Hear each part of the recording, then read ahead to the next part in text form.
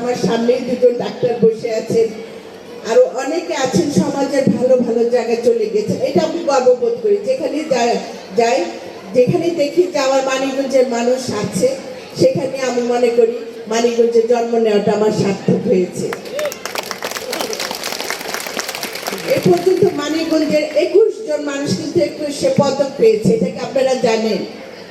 21 জন। আমি আমার পরবর্তী একটা সিদ্ধান্ত এসেছে আমি যে আমাদের যে মানিকগঞ্জে 21 জন মানুষ 21 পদক পেয়েছে, তাদের কিন্তু আমরা অনেকেই চিনি না, আমাদের স্টুডেন্টরা অনেকেও জানে না তাদের নাম। তাদের নিয়ে একটা অনুষ্ঠান করবো, সেই অনুষ্ঠানে আপনারা সব আমন্ত্রিত হবেন। কারণ মানিকগঞ্জের অনেক অনেক ঐতিহ্য আছে, আমরা সেই ঐতিহ্যগুলো ভুলে যাচ্ছি, সেগুলিকে আমরা আবার ফিরে আনার চেষ্টা করি। প্রত্যেকটা সেক্টরে মানিকগঞ্জের মানুষ শিক্ষা বলেন, সাংস্কৃতিক বলেন এবং সরকারি চাকরি অবস্থানে বলেন, প্রত্যেকটা জায়গায় তারা কিন্তু একটা ভালো অবস্থানে আছে। আমাদের প্রচার কম, আমরা একটু প্রচার বিমুখ মানুষ, মানিকগঞ্জের মানুষ। সেই প্রচারটা আমাদের বাড়াতে হবে।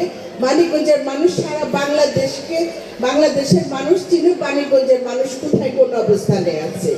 কারণ আমরা মানিকগঞ্জের মানুষের হারুন রশিদ খান ছিলেন, তাকে সারা বাংলাদেশের মানুষ জানে। আপনারা সেই মানিকগঞ্জের মানুষ। আজকে শহীদ রফিক নিয়ে যখন কথা বলি 21শে ফেব্রুয়ারি দিন, তখনও গর্ববোধ করি, কারণ সেও মানিকগঞ্জের মানুষ ছিলেন। এভাবে প্রত্যেকটা জায়গায় মানিকগঞ্জের মানুষ অনেক ভালো অবস্থানে আছে। আপনাদের যে এই প্রতিষ্ঠান চালু চলছে, আপনারা এই প্রতিষ্ঠানের দেখভাল করছেন। আমার অনুরোধ থাকবে প্রতিষ্ঠান, যে কোনো প্রতিষ্ঠান যেন ভালো অবস্থানে যায়। বিশেষ করে শিক্ষা প্রতিষ্ঠানগুলোর তো রেজাল্টে মেন। রেজাল্ট যখন ভালো হয়, অটোমেটিকলি সেই স্কুলের প্রতি, স্কুলের ছাত্রছাত্রীদের আকর্ষণ বেড়ে যায়, মা বাবারা আগ্রহ প্রকাশ করে। শিক্ষা প্রতিষ্ঠানের মান উন্নয়ন করতে হবে। এই মানবিক গুণাবলী পড়াশোনার পাশাপাশি আমি মনে করি মানবিক গুণাবলীটাও শিক্ষক যারা আছেন তাদেরও এটা ছাত্রছাত্রীদের মধ্যে সৃষ্টি করে দিতে হবে। ভিশনের ফুলঝুরি মেগা অফারে ফ্রিজ কিনলেই পাচ্ছেন 16 পিসের আকর্ষণীয় গিফট বক্স একদম ফ্রি। দেশপ্রেম সৃষ্টি করতে হবে। দেশপ্রেম সব থেকে ইম্পর্টেন্ট জিনিস।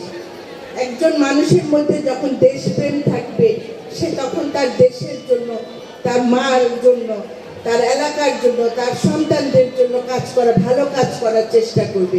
সে কোনো দুর্নীতির চিন্তা তার মাথায় আসবে না। যে সত্যিকারের দেশপ্রেমিক, সে কখনো দুর্নীতি করতে পারে না, অন্যায় কোনো কাজ করতে পারে না।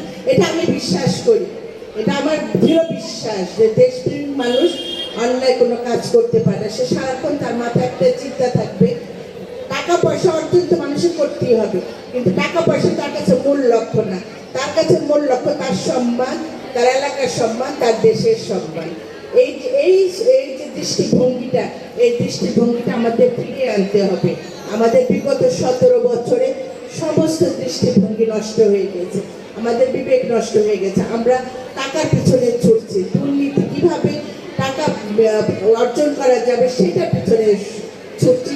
সেটা না, অন্যায়ভাবে হইলেও আমাকে টাকা রোজগার করতে হবে।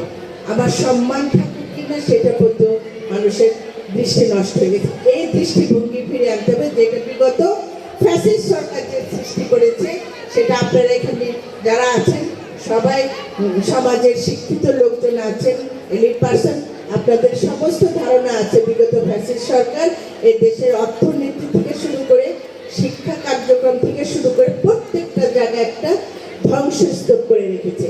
সেই ধ্বংসস্তূপ থেকে আমাদের বেরিয়ে আসতে হবে এবং সেটা যদি আপনারা প্রকৃত অর্থে এই দেশের উন্নয়ন চান, আপনাদের সন্তানদের উন্নয়ন চান, এলাকার উন্নয়ন চান, শিক্ষা প্রতিষ্ঠানের উন্নয়ন চান, তাহলে আপনাদের এই ভোট প্রয়োগ করে গণতান্ত্রিক সরকার প্রতিষ্ঠা করতে হবে এবং সেই সরকারটাই হবে বাংলাদেশ জাতীয়তাবাদী দলের সরকার এবং সেই সরকারের নেতৃত্বে থাকবে জনাব তারেক রহমান। তাহলে আমাদের যে স্বপ্নগুলি আমরা দেখছি, সেই স্বপ্নগুলি পূর্ণ করা সম্ভব হবে।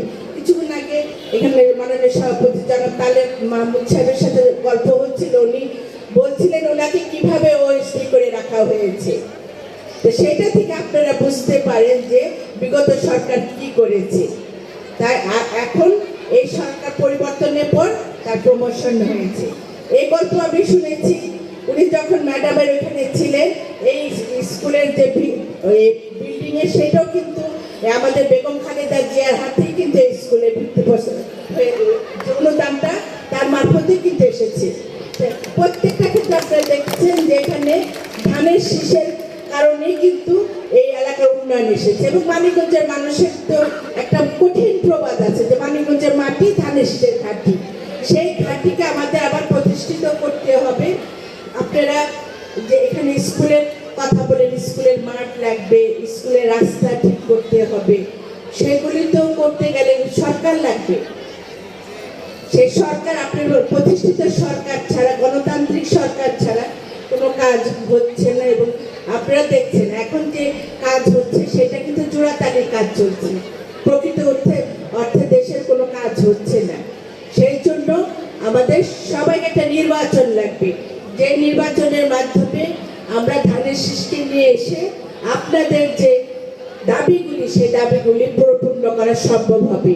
ব্যক্তিগতভাবে করা যায়, কিন্তু সেটা কিন্তু আপনাদের যে দাবি বিরাট আকারে সেই দাবি পূর্ণ করা কিন্তু সম্ভব হয় না। এলাকার উন্নয়নের জন্য প্রতিষ্ঠিত সরকার লাগে, জনগণের সরকার লাগে। সেই জনগণের সরকার প্রতিষ্ঠা করার জন্য আপনাদের এগিয়ে আসতে হবে। আপনাদের আন্তরিকতা সহযোগিতা দিয়ে আমরা গণতান্ত্রিক সরকার প্রতিষ্ঠা করব এবং আপনাদের স্কুলের উন্নয়নে কাজ করব। যেহেতু আমার বাবা ছিলেন এই স্কুলে, বোয়ালি স্কুলের সাথে আমার বাবা অঙ্গভঙ্গিভাবে জড়িত ছিলেন। আমিও আপনাদের কথা দিচ্ছি, আপনাদের সুখের সময় না হোক, আপনাদের দুঃখের সময়, আপনাদের প্রয়োজনের সময় আপনাদের পাশে অবশ্যই আমি থাকবো। আরেকটা কথা, আমি গল্প শুনে